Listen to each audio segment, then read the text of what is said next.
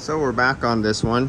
Found the problem in the wiring of the sketchy 24 volts that I wasn't sure if it was the board or wiring. It turned out to be there's 3 thermostats in this house on 3 different levels of the house.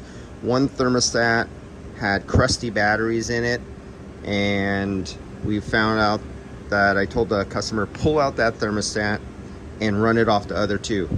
It started running fine. Right now we're taking one of the downstairs thermostats and we're going to put it on the upstairs and make sure all the wiring is fine, that it could still run off the upstairs wiring. But from what I can see on this one, a upstairs thermostat, a capacitor in here that I changed out with an AMRAD. Instead of being 5, it was measuring at 3.6, and the outside, instead of measuring at 50, it was measuring at, I think, 44 microfarads. So and it's a 2009. So the outside is a 2009 R22, but the inside, look at that, 410. They scraped off the 410. So they have a 2009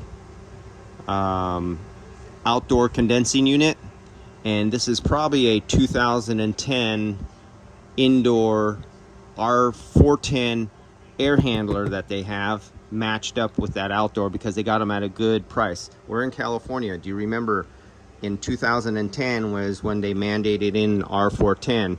But what they did was they were giving away and throwing away the R22 units because they were not going to be able to be sold anymore.